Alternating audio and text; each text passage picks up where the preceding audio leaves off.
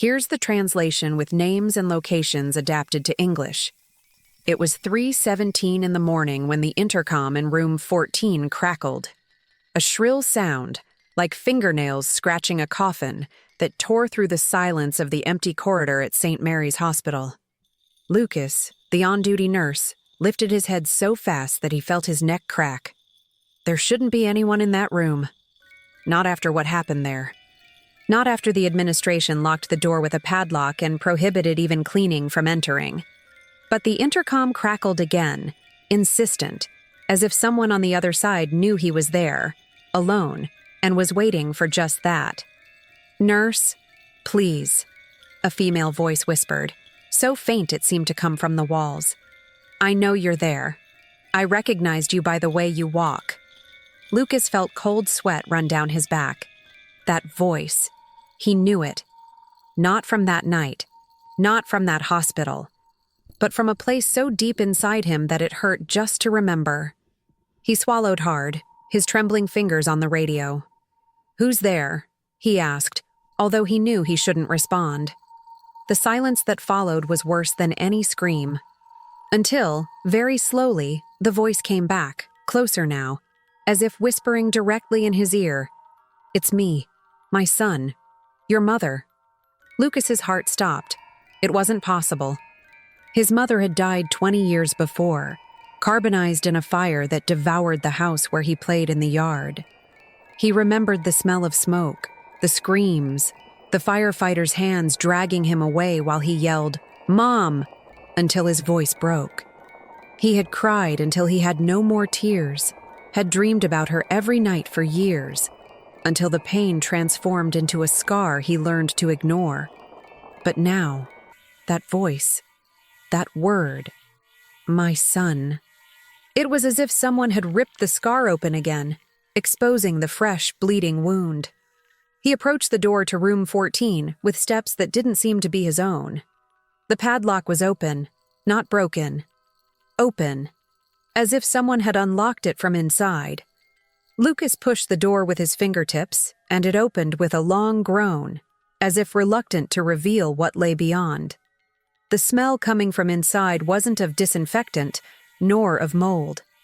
It was of burnt wax and withered flowers, like candles extinguished long ago. And there, sitting on the edge of the bed, was a woman. An elderly woman with white hair, dressed in a faded hospital gown, her hands crossed over her lap as if she had been waiting for him for decades. When she lifted her head, Lucas felt the ground disappear beneath his feet. It was her. Not as he remembered her, young, smiling, with brown hair pinned in a messy bun. No. It was her now, with the same clear eyes that looked at him as if he were still that 5-year-old boy, with the same lips that sang lullabies, with the same hands that rocked him when he had nightmares. Except now, those hands were marked by thick veins and age spots, and her eyes. Her eyes shone with a light that wasn't human. "You've grown, my love," she said, and her voice was an embrace that he didn't know he still needed. "But I always knew you would come back to me." Lucas tried to speak, but his throat was closed, as if words had turned to stone. "This isn't possible." He finally managed to whisper, more to himself than to her. Margaret, his mother, smiled, and that smile was like a blow to his chest. "Death isn't the end for those who still have something to resolve," she said, extending her hand. "And we do, don't we, my son?" The heart monitor beside the bed began to beep. A perfect rhythm, regular, as if it were measuring the beats of a living heart. But the wires weren't connected to anyone. The corridor of St. Mary's Hospital always had a peculiar smell at night, a mixture of alcohol, old coffee, and silent despair. The fluorescent lights flickered as if tired of illuminating so much pain, and the sound of Lucas's footsteps echoed on the worn linoleum, as if he were the only living being in that labyrinth of shadows and sighs. He tried to cling to routine, as he always did. He checked patients' vital signs, adjusted IVs, responded to nurses' calls with a forced smile. But the image of Margaret in room 14 wouldn't leave his mind. Those eyes, that smile, that monitor beeping as if death were just a mistake, a system error that could be corrected with a restart. In the nursing station, Mrs. Thomas was sitting behind the desk, her thick, gnarled fingers leafing through a prayer book. Her rosary never left her neck, and her eyes, small and sharp, seemed capable of seeing through people. "You're pale, Lucas," she said without looking up. "Night shift isn't for the weak of spirit." Lucas swallowed hard, trying to disguise the tremor in his hands. "Mrs. Thomas, room 14. It's empty, isn't it?" The nurse finally looked at him, and there was something in that look that chilled Lucas to the bone. It wasn't concern. It was something older, deeper. Fear. "It should be," she replied dryly. "Just as it should be closed and locked." Lucas felt a chill. "But I saw—" "You didn't see anything," she cut in, closing the book with a thud. "That room isn't for the living, and it certainly isn't for the curious." But how not to be curious? How to ignore the fact that a woman who should have been dead 20 years ago had spoken to him? That a monitor had registered a heartbeat where there should be none? Lucas went to the medical archive, a cramped room at the end of the corridor where the smell of mold and old paper dominated. The shelves creaked under the weight of dusty folders, and the weak light from the hanging lamp made shadows dance on the walls like restless souls. He searched for Margaret's chart. There was none. "This doesn't make sense," he murmured to himself, running his fingers through the folders. It was then that he found something hidden behind a cabinet, an old chart with a yellowed cover and water stains. The name on the cover was Margaret Hayes. The date of admission, 20 years ago. The date of discharge, never filled in.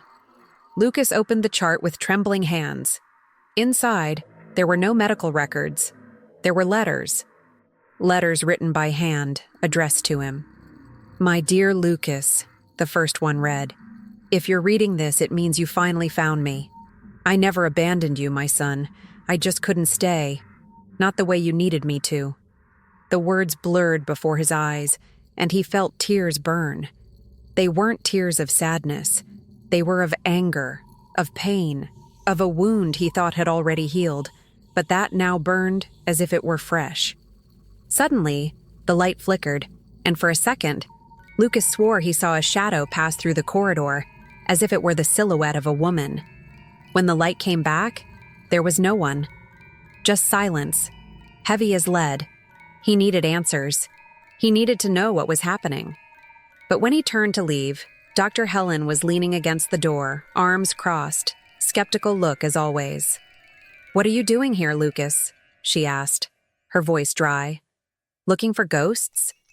He didn't respond. He couldn't.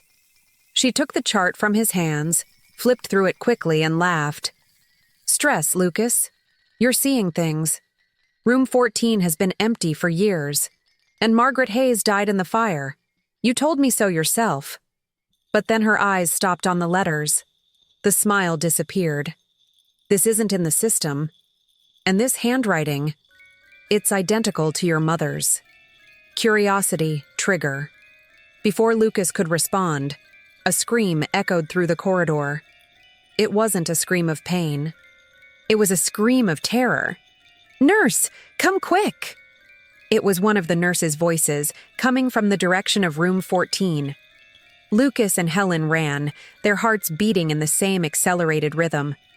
When they arrived, the nurse was standing before the door to room 14, her face white as a sheet.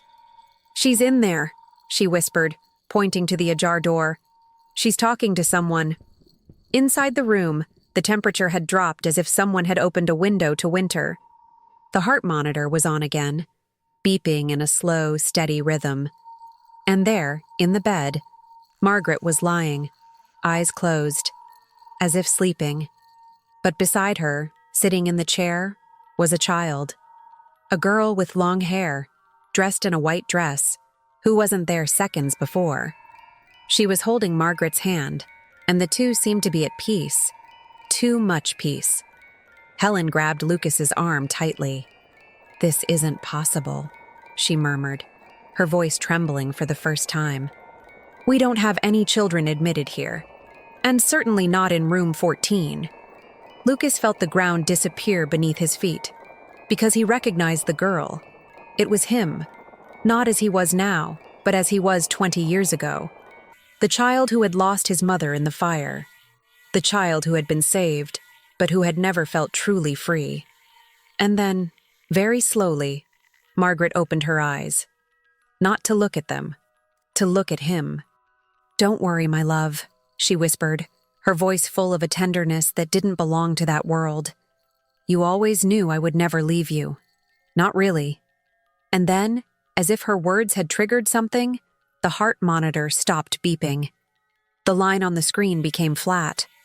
Margaret smiled, closed her eyes, and very slowly began to dissolve, like smoke in the wind.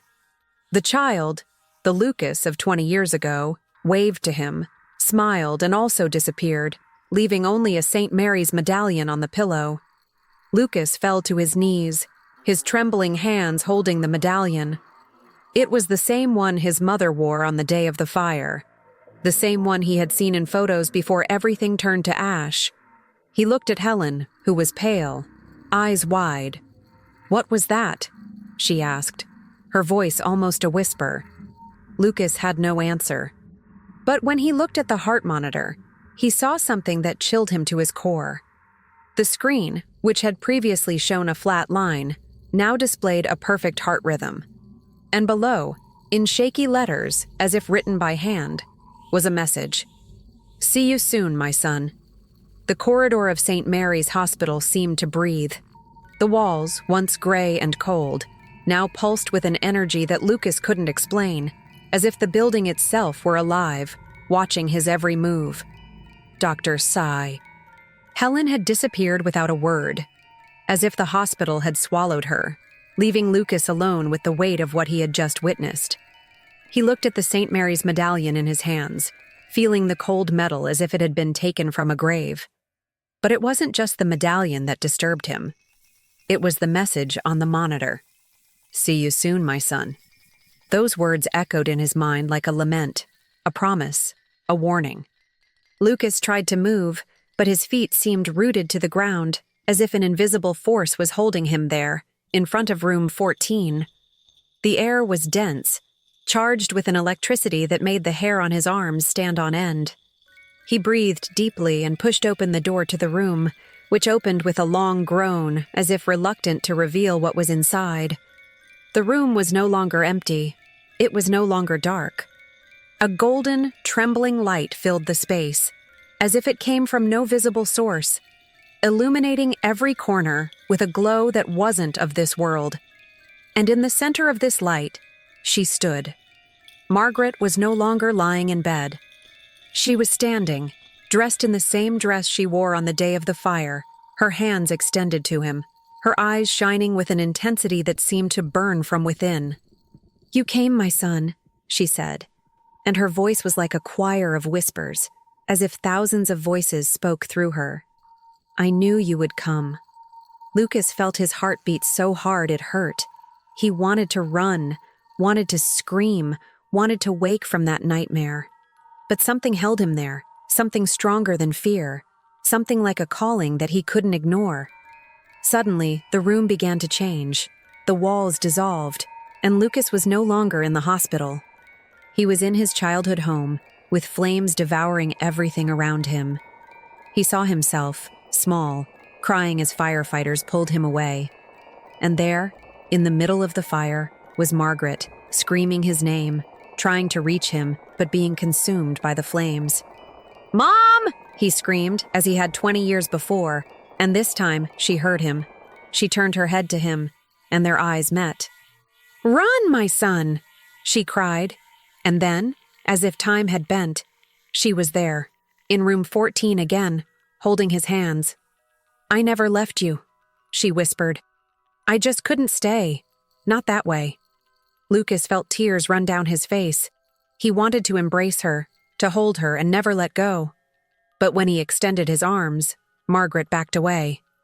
"No, my son. That's not how it works. I can't stay. Not yet." She looked behind her, as if waiting for something. or someone. And then Lucas saw. Behind her, in the dark corner of the room, there was a figure, a child, a small girl in a white dress with empty and sad eyes. "Who is she?" Lucas asked, feeling a knot form in his throat. Margaret looked at the girl with a sadness that seemed to weigh more than the world. "She is my guilt," she said, her voice breaking. "She is the reason I couldn't leave. The reason I couldn't find you before." The girl took a step forward, and Lucas felt a shiver run down his spine. There was something about her that wasn't right. Something that didn't belong to this world. "Her name is Clara," Margaret continued. "And she isn't my daughter. She is my promise unfulfilled." Before Lucas could ask what that meant, the girl opened her mouth and spoke. Her voice wasn't that of a child. It was a choir of whispers, as if thousands of souls spoke through her. "You promised me," she said, looking at Margaret. "You promised you'd find me, that you'd bring me back." Margaret closed her eyes, as if the pain were unbearable. "I tried, my dear. I really did. But the fire took me before I could fulfill my promise." Lucas felt the room spin. He didn't understand. He didn't understand how a promise could trap a soul, how a child who wasn't Margaret's daughter could be her responsibility. But then, the girl turned to him, and her eyes, those empty eyes, fixed on him with an intensity that made him back away. "Now it's you," she said. "Now you are the guardian of the promise. You are the only one who can free us." Suddenly, the room began to shake, not like an earthquake, as if the very air were vibrating, as if the walls were breathing. The golden light intensified, and Lucas saw shadows moving on the walls, like trapped souls trying to escape. Margaret held his hands tightly. "You have to help us, Lucas," she said, her voice urgent. "You have to find Clara. You have to fulfill the promise I couldn't." "How?" Lucas screamed, feeling panic take hold of him. "How do I do this?" Margaret looked at the girl, who was now closer, her form beginning to dissolve, as if being pulled away. "You already started," Margaret said. "You saw me. You heard me. Now you have to do the same for her. You have to find what was lost, what was hidden." And then, as if her words had triggered something, the girl began to scream. Not from pain, from anger. "You lied!" she shrieked, and her voice was like breaking glass. "You always lied!" The room began to burn, not with fire, with light. A light so intense it hurt the eyes, so hot it burned the skin. Lucas felt Margaret release his hands, and when he looked at her again, she was disintegrating, like ash in the wind. "Find Clara," were her last words. "Find the truth." And then, the room went dark. Not like the absence of light, like the absence of everything. Lucas felt himself falling, as if falling into a bottomless pit, and when he finally opened his eyes, he was back in the hospital corridor, gasping, sweating, with the St. Mary's medallion still clutched in his hand. Room 14 was closed, the door locked, as if nothing had happened. But Lucas knew. He knew that something had changed, that something had been awakened. He looked at the heart monitor beside the door. The screen was off. But when he approached, he saw something written in the dust. "Look in the basement." Lucas felt a chill run down his spine. He knew the basement of St. Mary's Hospital. Everyone did. It was a place where the oldest staff refused to go, where the lights always flickered, where the air was so heavy it seemed you could drown in it. It was a place where, according to rumors, things had been hidden, things that shouldn't be found. And now, he knew he had to go down there. Because somehow, he knew Clara was waiting, and that if he didn't go, she would never leave him in peace. And you? What would you do if you discovered that unfulfilled promises can come back to collect, even after death? The basement of St. Mary's Hospital smelled of wet earth and something older, something that didn't belong to this world. The air was so dense that Lucas felt as if he were breathing water, as if each breath pulled him deeper into a place where time didn't exist. The metal staircase creaked with each step, as if groaning under the weight of secrets it had carried for decades. He descended slowly, the flashlight on his phone trembling in his hands, the beam of light cutting through the darkness like a knife. He didn't know what he was looking for. He just knew he couldn't turn back. When his feet touched the packed earth floor, Lucas felt something move inside him. It wasn't fear. It was recognition. As if that place was already part of his story. As if his cells remembered something his mind had forgotten. The flashlight light revealed raw brick walls, damp, covered with mold, and what looked like dried blood. In the center of the room was an old wooden table with an extinguished candle and an open registry book. Lucas approached, running his fingers over the worn leather cover. Inside, there were no medical notes. There were names, dozens of them, all crossed out except one. Clara Hayes. His heart stopped. Hayes. His mother's surname. He flipped through the pages, and each name seemed to whisper to him, as if the souls of those people were trapped there, waiting to be remembered. And then, he found a letter folded between the pages. It was from Margaret. The handwriting was the same as the letters he had found in the chart. "My dear Lucas," the letter read, "if you're reading this, it means you finally found what I couldn't. Clara isn't my daughter. She is my sister. The sister I promised to protect, but lost in the same fire that took me. They said she died. But I know it's not true. She is here, trapped between what was and what should have been. And only you can free her." Lucas felt tears burn his eyes. It wasn't sadness. It was anger. Anger at having been deceived. Anger at having lived 20 years believing a lie. Anger at knowing that while he mourned his mother, another soul was waiting for him, suffering in silence. He looked around the basement, and it was then that he saw. In the darkest corner, there was a metal door, rusted, with a broken padlock. As if someone had tried to lock something inside, but had failed. He approached, feeling the air grow heavier with each step. When he touched the handle, a surge of energy ran through his arm, as if the door were alive. He pushed it, and it opened with a long groan, revealing a small room, like a cell.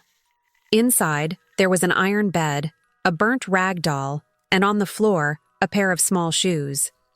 Lucas entered, and when his flashlight illuminated the farthest corner, he saw her. Clara wasn't a child anymore. Not really. She was a shadow, a silhouette of a girl who never had the chance to grow. Her eyes were empty, but when she looked at Lucas, he felt as if he were looking at a mirror that reflected not his face, but his soul. "You came," she whispered, and her voice was like wind through an abandoned grave. "I knew you would come." Lucas fell to his knees, not from fear, from understanding, because he finally understood. Clara wasn't a ghost. She wasn't a haunting. She was a promise unfulfilled, a soul that had been forgotten, locked in a place where no one could hear her scream. "They left me here," Clara continued, and her voice was a lament. "They said I died in the fire, but I didn't die. I just was forgotten." Lucas felt something break inside him. It wasn't pity, it was guilt. Because somehow, he had always known. He had always felt that there was something more to his mother's story, something that hadn't been told, something that had been buried with the ashes. "They were afraid," Clara said, as if reading his thoughts. "Afraid of what I was, afraid of what I could do, because I wasn't like other children. I saw things they didn't want me to see." Lucas looked at her, and for the first time, he saw not a frightened child, but an ancient soul, a keeper of secrets that didn't belong to this world. "What did you see?" he asked, although he already knew the answer. Clara smiled, and her smile was sad. "I saw those who couldn't leave, those who were trapped like me, and I could hear them, all of them, screaming, crying, waiting. She extended her hand, and Lucas saw that it wasn't a child's hand. It was a hand of shadow, of memory, of something that was no longer human. They locked me here because I knew too much, because I could see them, and they were afraid I would free them. Lucas felt the weight of what she was saying. It wasn't about ghosts. It wasn't about hauntings. It was about truth. About what happens when we bury what we don't want to see. About what happens when we forget those who can't be forgotten. And now? He asked, his voice broken. What do I do now? Clara looked toward the open door, as if waiting for something, or someone. Now, you take me home, she said. You fulfill the promise my sister couldn't. You get me out of here. Lucas felt tears run down his face. It wasn't fear. It wasn't sadness. It was redemption. Because somehow, he knew that freeing Clara wasn't just about her. It was about him. About healing the wound he had carried for 20 years. About finally letting his mother rest. He extended his hand, and when his fingers touched Clara's, he felt a surge of energy run through his body, as if all the forgotten souls in that hospital were passing through him, finally finding their way to the light. Clara smiled, and for the first time, her smile was true. Thank you, brother, she whispered. And then, very slowly, she began to dissolve, like smoke in the wind, taking with her the weight that Lucas had carried for so long. When the light returned, Lucas was alone in the basement. There was no more metal door. There was no more iron bed. Just the registry book, open to the page where Clara's name was written, crossed out, as if she had never been there, as if she had finally found peace. Lucas climbed the stairs slowly, feeling as if he were leaving behind not just a basement, but a part of himself that he no longer needed to carry. When he reached the corridor, the hospital seemed different. No longer a place of pain and fear, but a place where life and death danced together, separated only by a thread as thin as a promise. He looked at room 14. The door was open now, as if inviting him in. But he didn't need to go in anymore, because he knew that, wherever they were, Margaret and Clara would be with him, not as ghosts, as memories, as part of his own story.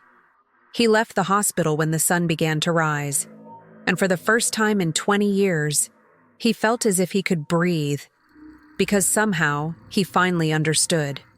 Death wasn't the end. It was just a passage, and some souls didn't need miracles to rest. They just needed someone who had the courage to see. Lucas looked at the St. Mary's medallion in his hands. It was no longer an object. It was a symbol. A reminder that sometimes the most courageous thing we can do is face what haunts us. Because only then can we finally free ourselves. And only then can we finally let those we love rest in peace. Lucas left the hospital with the rising sun painting the sky in shades of orange and pink, as if the whole world were being reborn with him. The St. Mary's medallion weighed in his hands, not as a burden, but as an anchor, something that tied him not to the past, but to a truth he could finally carry without pain. He looked back at the gray building of St. Mary's Hospital, and for the first time, he didn't see a place of suffering. He saw a place of redemption. Arriving home, Lucas sat at the kitchen table, the medallion before him, and opened the registry book he had brought from the basement. He flipped through the pages, reading the crossed-out names, each one a soul that, somehow, had found peace. He stopped at Clara's page. Her name was no longer crossed out. Instead, there was a sentence written in handwriting he recognized as his mother's. Finally home. Lucas closed his eyes and breathed deeply.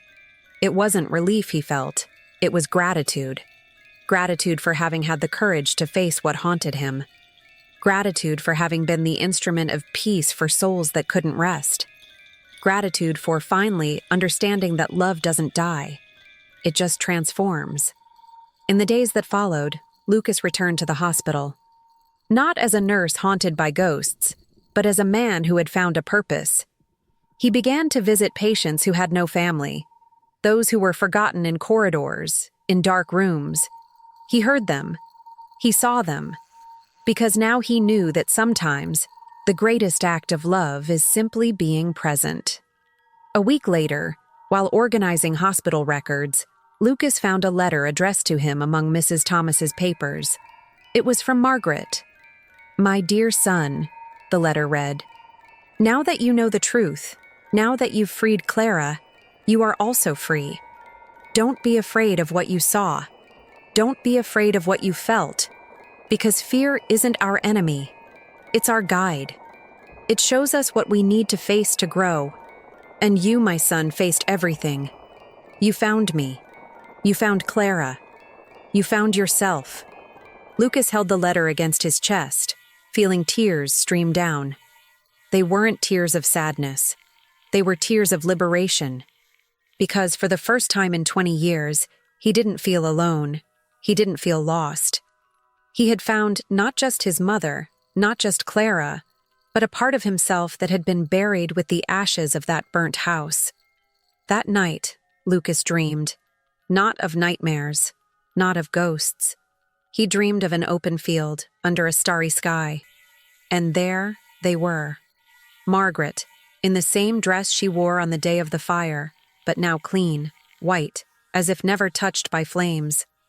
And Clara, no longer a shadow, but a girl, smiling, running through flowers as if she had finally found the childhood stolen from her. They waved to him, and Lucas felt a peace he had never known before. A peace that came not from the absence of pain, but from accepting it. A peace that came not from forgetting, but from remembering. When he woke, Lucas knew what he had to do. He went to the hospital, to room 14, and opened the door.